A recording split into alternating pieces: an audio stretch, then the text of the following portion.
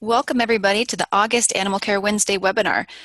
The Animal Care Wednesday webinar series is a multi-state collaboration between South Dakota, Iowa, Missouri, Nebraska Extension, and 4-H. Today, we're going to be focused on parasite control and how we can be a good steward. Hopefully everybody's had a chance to take a couple of minutes to test your audio. You should be seeing also the first slide of the presentation. If you do have any technical difficulties during the presentation, please use the chat box feature, which should be in the bottom or on the bottom right corner of your screen.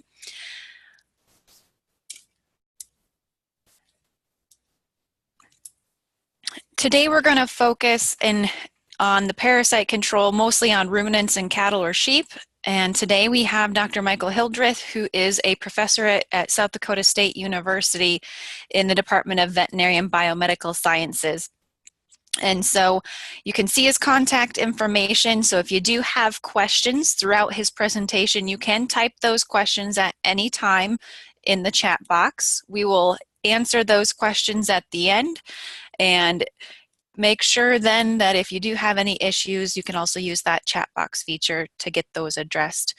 We are recording today's webinar, so that recording will be posted on the website that you can see there in the chat box, our animalscience.unl.edu animal care resources.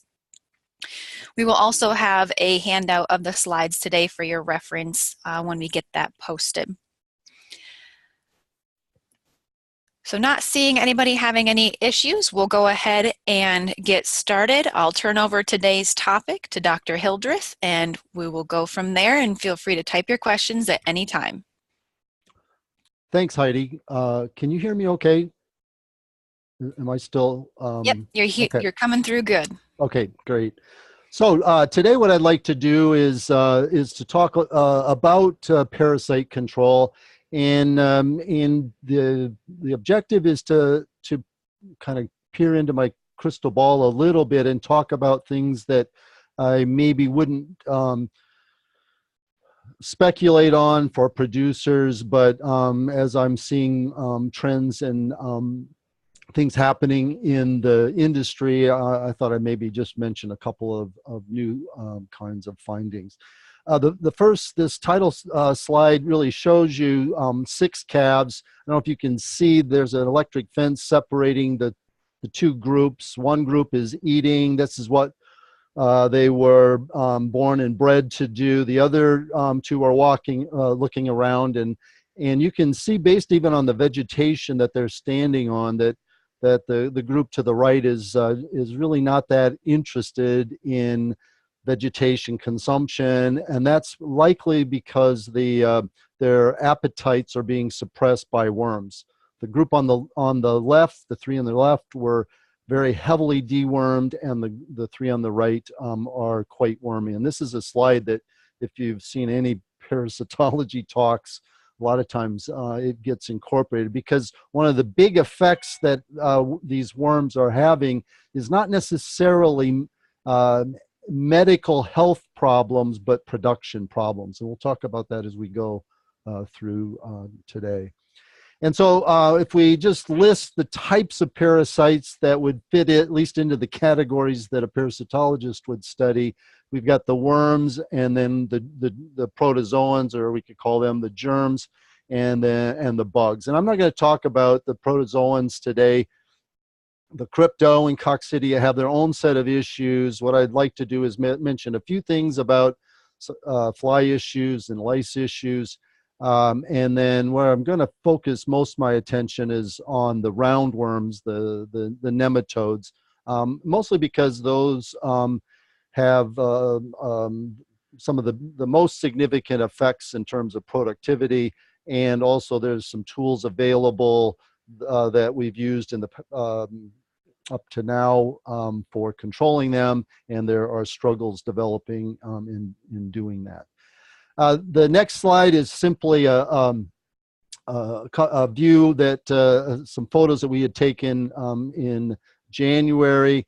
This was a group of Charolais cattle that were treated pretty aggressively, both in November and then later in December for lice problems. And mid-January, as you can see in the photos, they were having significant lice problems. Chalet are nice because you can really see the lice without having to peel the hair back too much.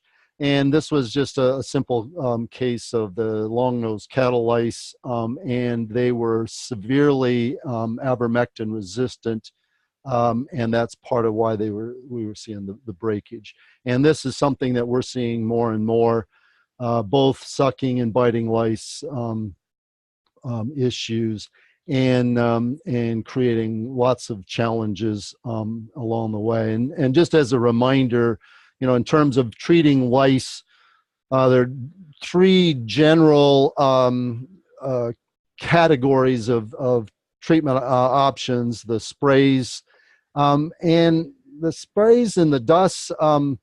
But I also include kind of fogs. We're starting to see some people trying some fogging, certainly in South Dakota, to wet your animals with sprays in the wintertime is not a good idea. Porons, of course, have been extremely popular, particularly the macrocyclic lactones, and you've got the two different groups within the macrocyclic lactones, the ivermectins and the mibamycins, and yet there's an overlap in terms of mode of action. And so if you're seeing resistance to one, you're going to eventually see resistance to the other pretty quick. You've got the permethrins, and then the most recent ones are the insect growth inhibitors, the IGRs, and these porons are good for both sucking and biting lice. If we go to the injectables, these are mostly the insecticides, and these are really, if these macrocyclic lactones are being injected, these are really most effective against sucking lice, and biting lice are much less affected by those. And so looking at treatment options, these are really what we have available. And if you think about it, the approaches to lice control are entirely dependent on pesticides. And as we are getting resistance to these various pesticides, there's not a lot of other options available, and there's not any new classes of compounds coming on the market, at least that I've been able to find. And the insect growth regulators certainly have been more recent, and they do have the, because of the fact that the lice are staying on the animals the whole time, they do have the opportunity to be fairly effective. And what we're seeing is that in many cases, these different classes now are being combined into one product. And so I'm not endorsing any particular product, but just to illustrate, Cleanup 2 includes a permethrin, which will kill the adult stage, but it also has the growth inhibitor that will also then allow for the larval stages to be affected. And what they're finding, it's really hard to do research on any kind of insecticide or anthelmintic resistant issues, because it takes so long for your results to come out. You have to wait several years in order to tell whether resistance is happening or not. So they've got some pretty good computer models that they use for these types of studies. And the models, at least, are not showing any effects, or they can't figure out how to show an effect by rotating classes of pesticides. So a lot of vets, a lot of producers have been taught, oh, you got to rotate your insecticides, and the models are not showing how that could possibly have any effect. And so if you go to the parasitology meetings, what you're hearing is that rotating insecticides are out. Nobody is recommending that anymore, at least among the academic parasitologists. But the combinations are in, and we'll talk about that with the dewormers as well. And the models do show that by using combinations,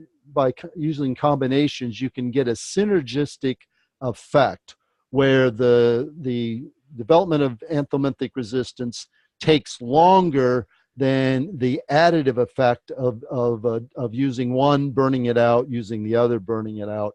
And so this is something that I think producers will be seeing more and more of, and an area that there's a lot of activity now in. And then, of course, if we then switch to the flies, particularly horn flies right now, horn flies are a big problem, and there's a lot of cattle that look like the photo that I'm showing you now. The economic thresholds typically are in that 200 range, and right now there's lots of animals that are hitting that. There are various types of control methods. Most of them are also dependent on some kind of insecticide. So we got sprays and ear tags and bags or rubs. Those have been used for years, and we're seeing less and less effectiveness from those. They've switched the type of compounds. They're even using some combinations.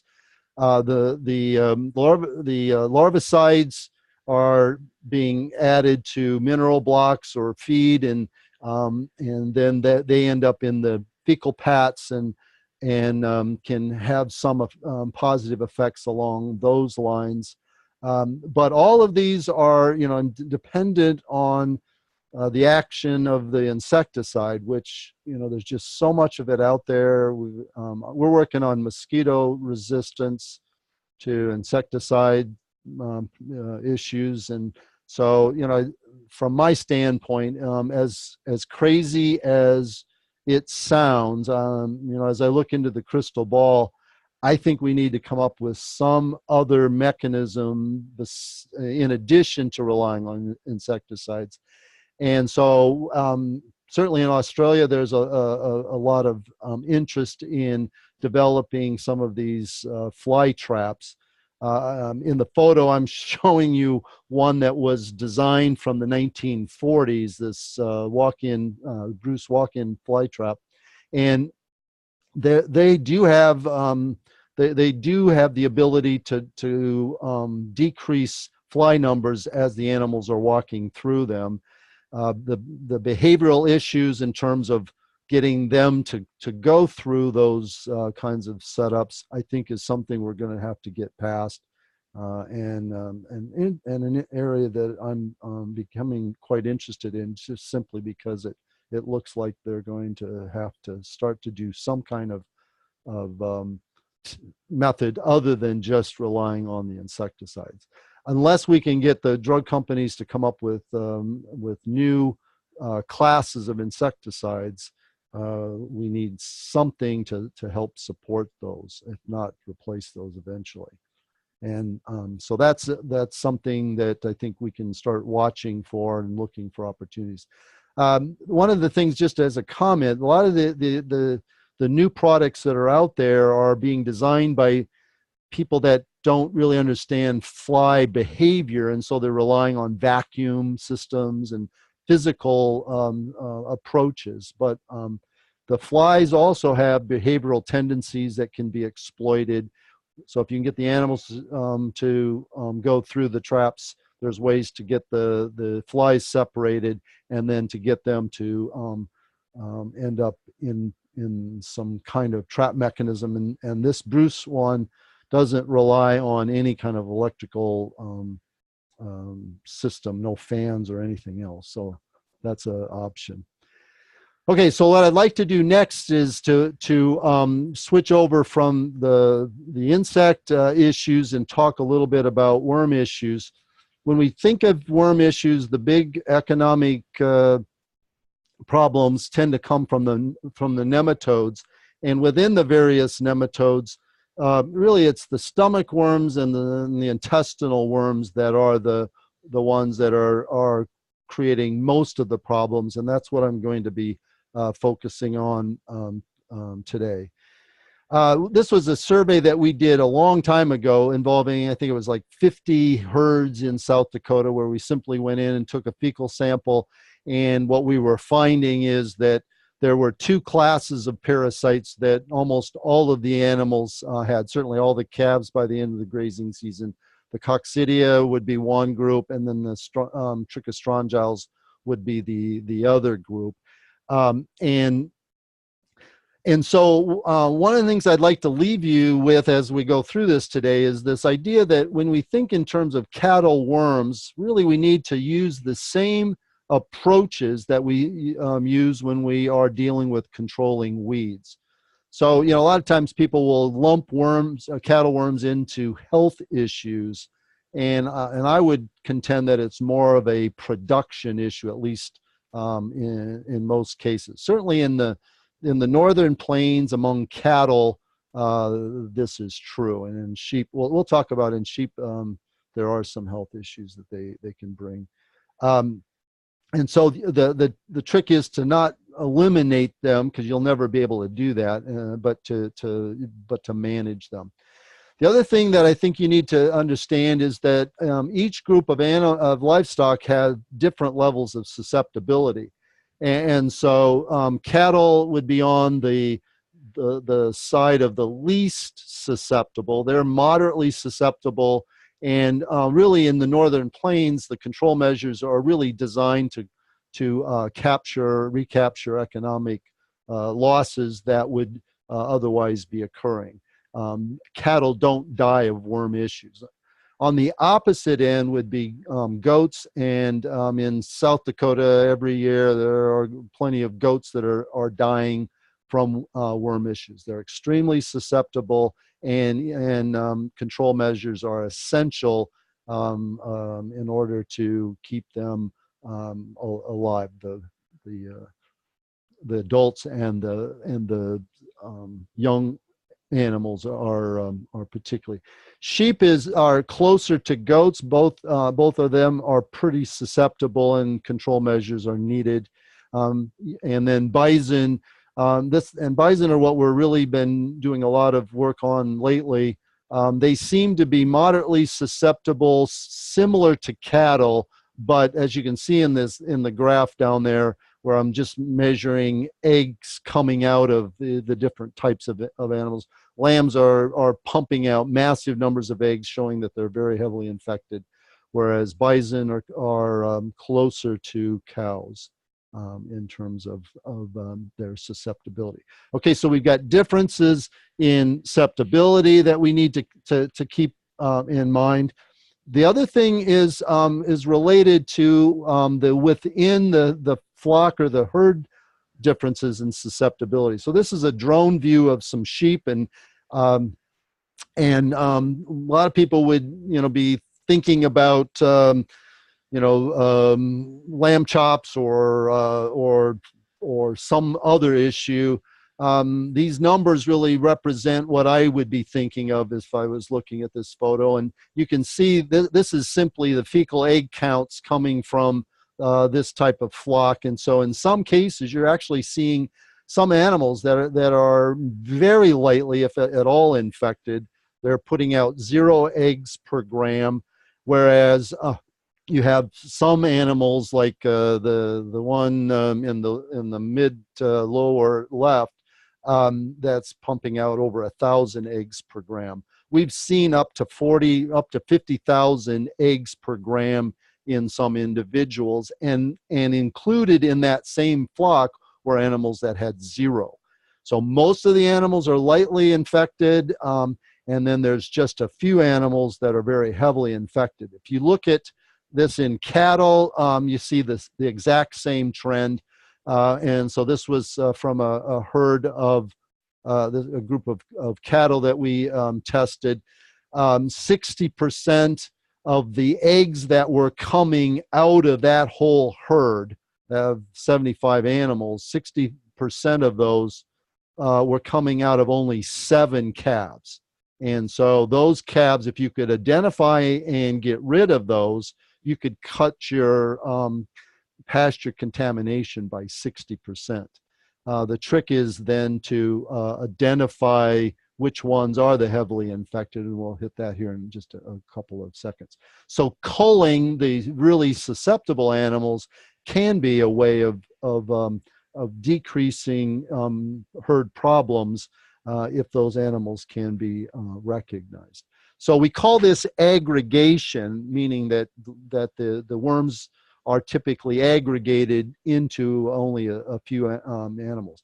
Now that doesn't mean that the economic losses are aggregated, and that's another interesting topic we could spend a couple hours on. But so you can't necessarily think in terms of those 60% are going to look the wormiest and are going to have the least weight gains. It tends to get spread out. At least that's what the data shows. Okay, so in addition to kind of the differences within the hosts, there's differences within the various parasites that we would see throughout the northern plains. And we tend to talk about these as the hot C complex. And so we've got the genus Homuncus has two different species. Placei tends to be more commonly found in cattle, and Contortus in sheep. Contortus tends to be much more generic and can be found in cattle as well as sheep, but the opposite isn't true. These are stomach worms. These are the most deadly of the trichostrongyles, but they also cause production losses. And these are more common in warm and wet climates, or at least historically that was true. Ostratasia used to be the one that we worried the most about in cattle. It can cause problems in the stomach by raising the pH, and definitely causes production problems. This and the Cupuria are the two most common groups throughout the northern plains. Trichostrongylus is much more uncommon in cattle, extremely common in sheep, and can cause production problems. Depending on the species, it parasitizes the stomach or the intestine. And then Cupuria, usually it doesn't cause a lot of health problems, but can cause some productivity issues. And the pie chart on the right is just from 13 survey we did from 13 herds, showing the difference in the different genera.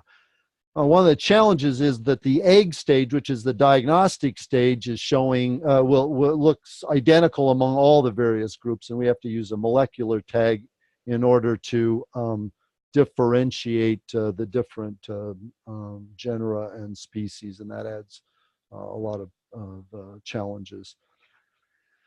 With all of these trichostrongyles, they have a similar type of life cycle, and it involves these adult stage in the various stomach and intestines, but also these larval stages that get on the grass, and then that's how they're getting reinfected.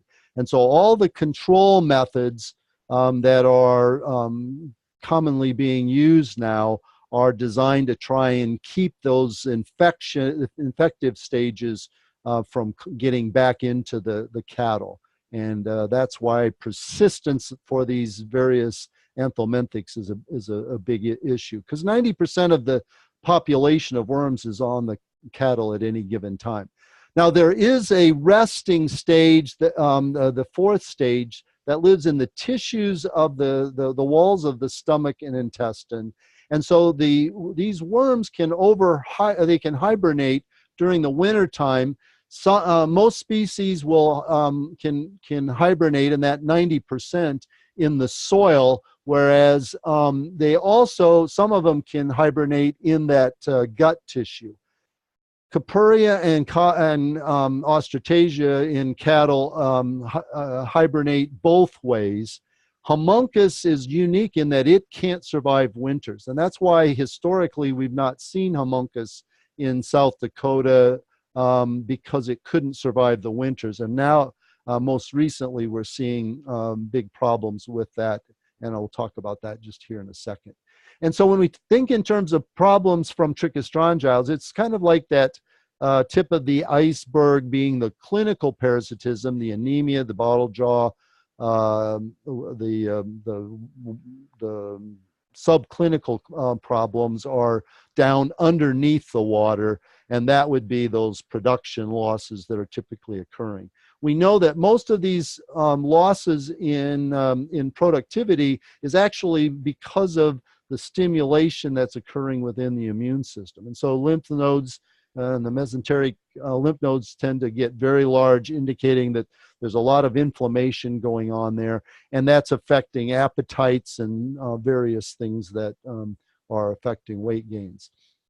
When we think in terms of osteotasia, they do raise the stomach pH, and that's because the larval stages that are down in that the tissue phase are coming out all at one time in the spring, and they are damaging that mucosa as they're doing that.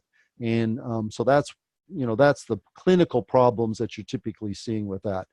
For homuncus, it's totally different. These have a spine on their anterior end, and they can poke holes in the stomach mucosa of sheep and cattle. And so the typical problems are associated with blood loss.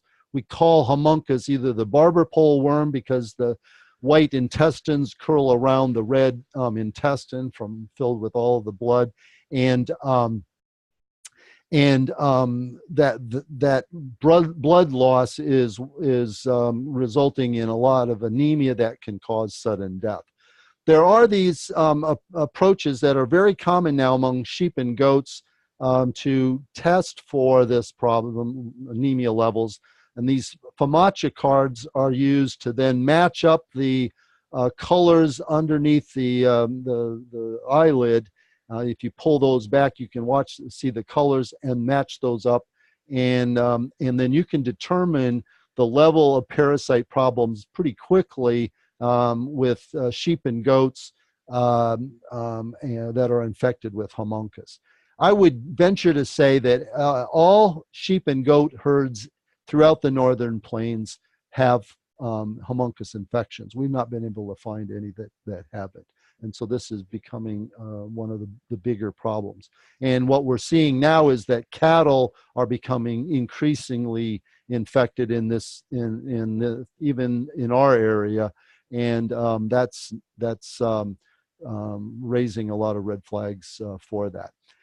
For all trichostrongyle nematodes, they're causing weight gain problems, and we can eliminate the worms at least for a grazing season among some individuals with some tricks that we've used, and we can measure those weight gain losses, and typically we're thinking that 10 to 15 pounds per 100 days range. This simply illustrates one herd had a 28.5 egg per gram, which is considered pretty low, and yet that herd was experiencing about a 23-pound loss in weight gain. And so then there are these compounds that are available that can be used to treat those for those problems.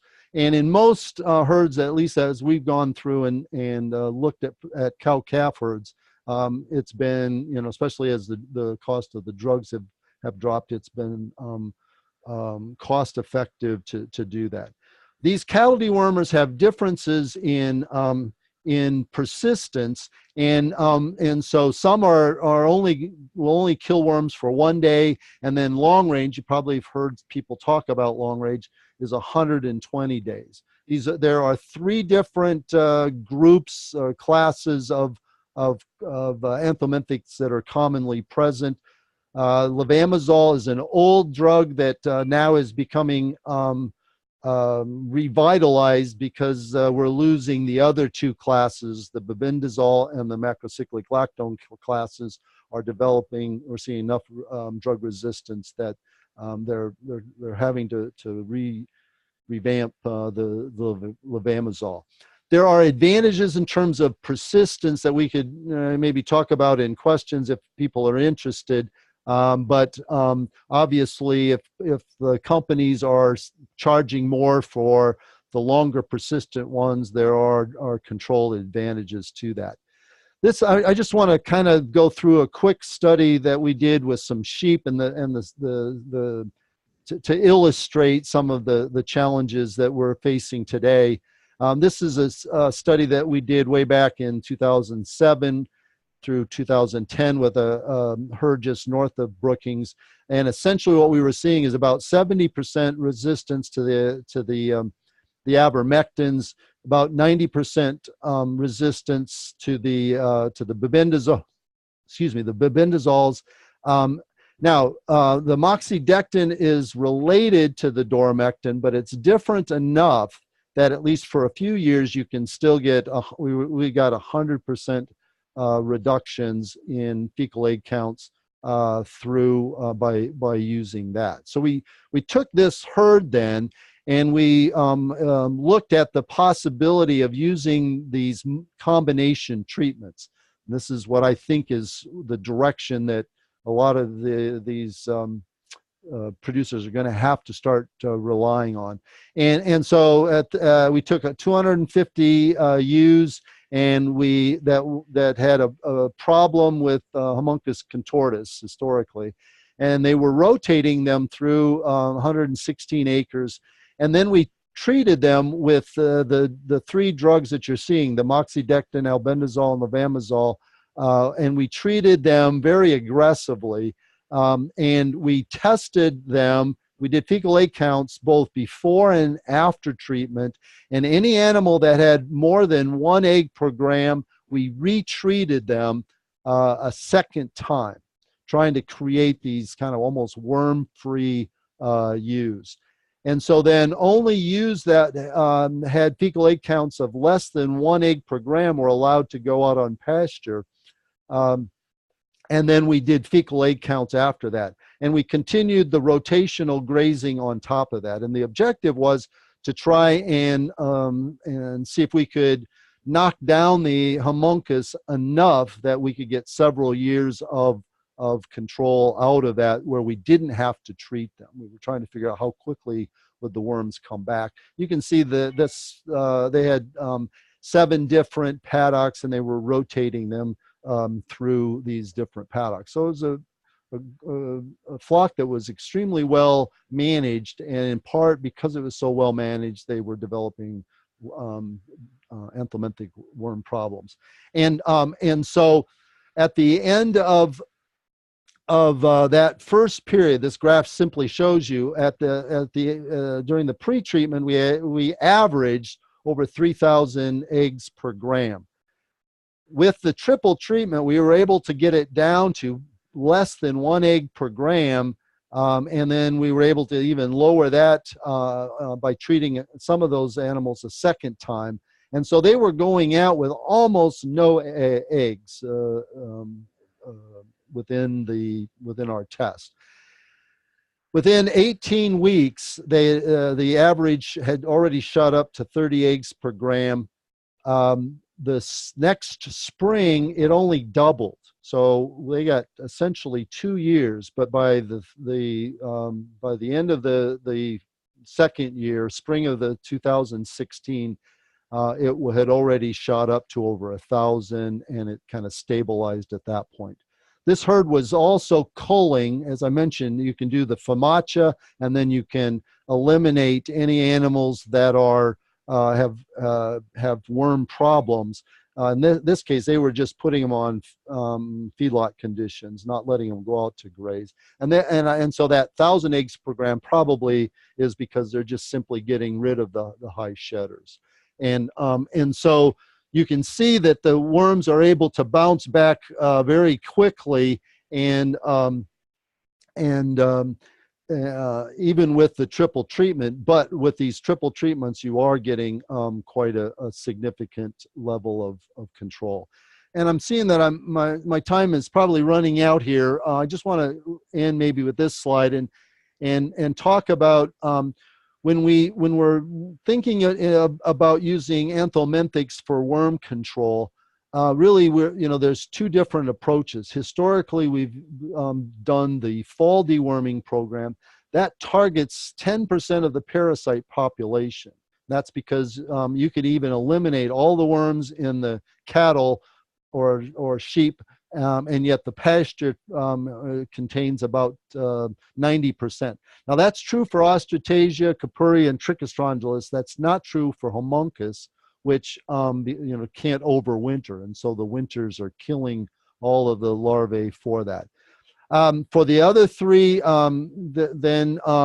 that 90% can be affected through a strategic deworming program, or what we typically up in this area call springtime deworming. And that's targeting that 90%. It requires either you to use some of those persistent dewormers, or you have to do multiple treatments. Now, let me say that a product like Long Range is wonderful in the sense that it gives you 120 days, but the better the level of treatment, especially as you start impacting that 90%, the quicker that the anthelmintic resistance will develop. And so there is a technique known as Refugia. If you haven't heard of that term, that's something, if you're involved in any kind of cattle production, you do need to become aware of. And Refugia simply means leaving some of those animals untreated so that they can continue to provide the pasture with susceptible worms. And there's lots of modeling work that have shown that Refugia can significantly delay the onset of anthelmintic resistance to these within these nematodes, and something that we are working very hard on as we move into the future. And so I think what I'll do is I'll stop here and see if there's any questions. If not, we can call it a day. Well, great presentation. Appreciate all that information. We do have a few questions that came in. So I'm going to read the first question, and I'm also going to put up a poll for all of our attendees to complete while we're listening to the questions be answered. So the first question that came in is, do you know anything about the effectiveness of diatomaceous earth for lice or flies or for worms? I know that I get that question asked a lot. And that's probably why somebody's asking that question, because they're getting it as well. I've seen a lot of studies that have shown no effect. I haven't seen any studies that have shown a positive effect. And so, I know people have anecdotal examples of how this has helped. And so, you would think that you would be able to show those effects under controlled studies, but we haven't been able to do that. And so then, you're kind of left with, okay, what's going on? Are they imagining positive effects, or are we just measuring the wrong thing? I have a tendency personally to not poo-poo those, but rather offer to do some fecal egg count reduction tests on their material to help them decide whether or not this is actually working.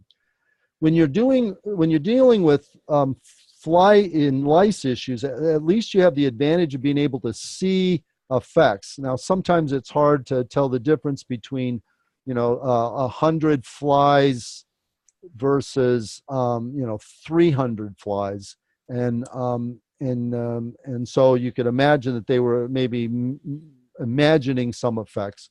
But the worm story, no one can see the worms, and it's only through fecal egg counts that they can actually test that. So no, I haven't seen any magic silver bullets. We've been interested in screening plant products for worm control looking for some new compounds. We've done some of that, but not been able to see any effects on things like diatomaceous earth. There are some plants out there that seem to have some positive effects if you can get the animals to eat them. A brief follow-up on the diatomaceous earth. Is there species differences that previous research is seeing with the use there, or is most of the work on cattle?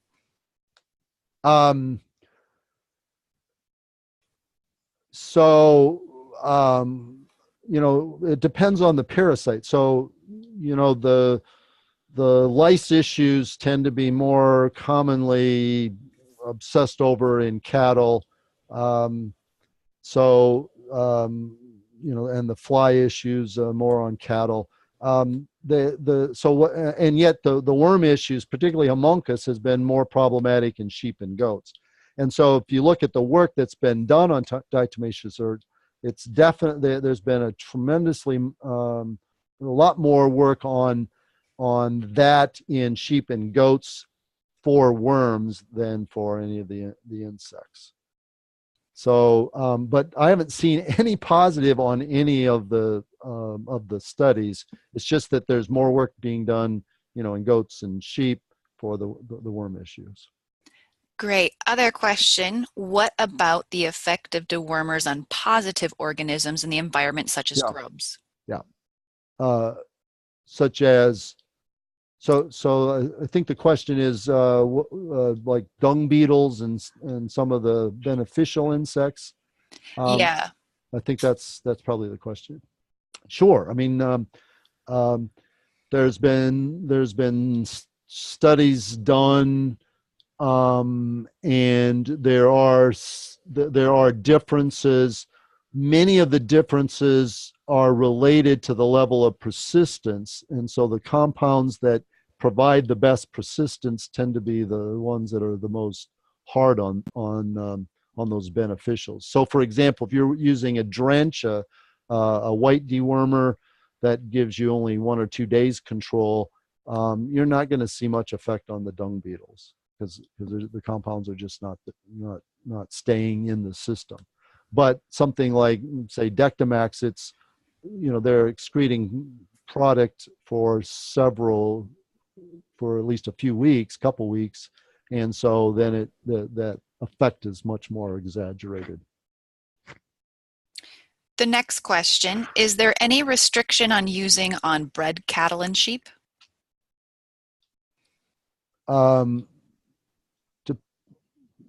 So there's restrictions on dairy, and honestly, I mean, I'm not a vet, so I try and stay out of those kinds of questions. I don't know the withdrawal on the avermectins or the.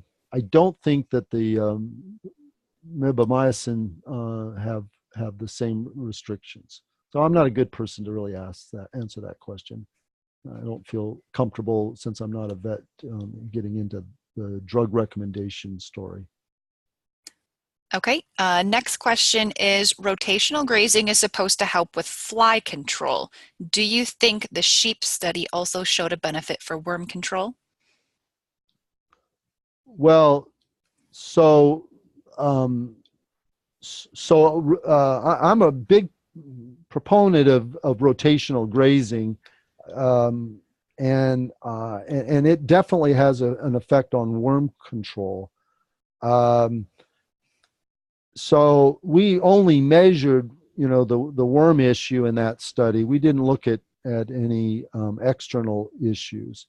But say in a cattle herd, part of the issue is that the darn flies fly, and so that tends to buffer the effects that you can get unless you're rotating them, quite a long distance between those. There are ways you could do that, but it's not as practical.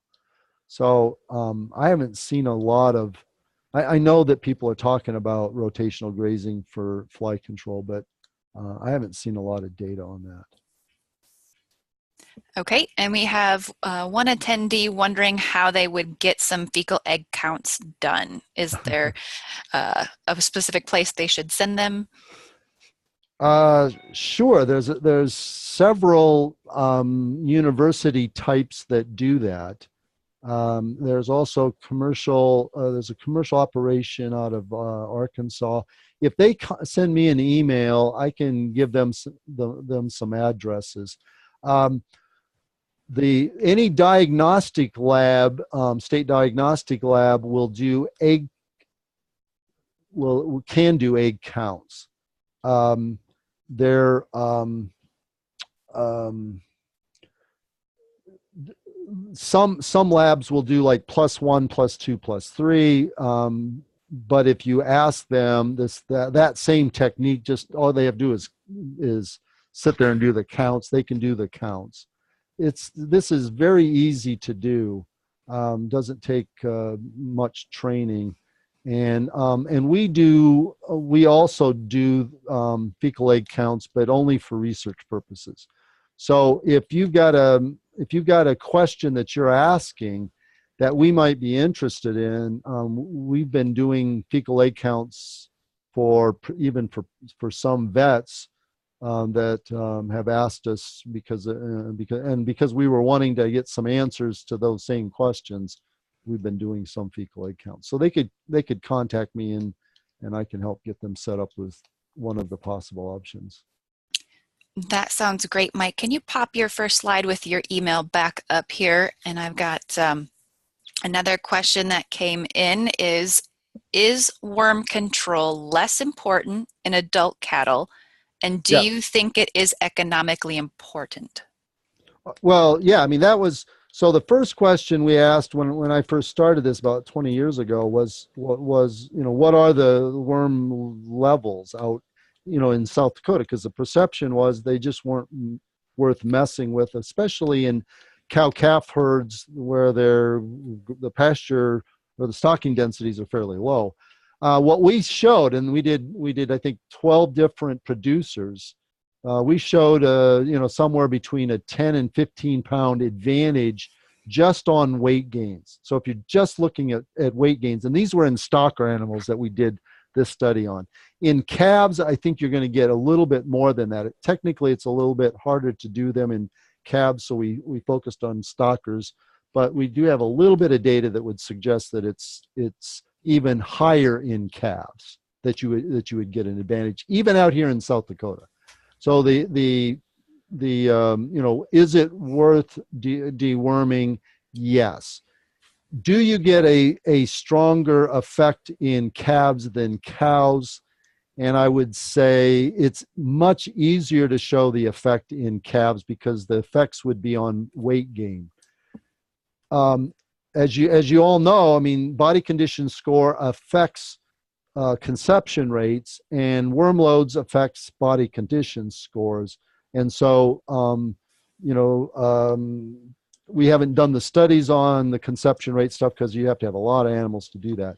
But there's plenty of reasons to think that conception rates are better. And so then, you start adding a lot of dollars to it.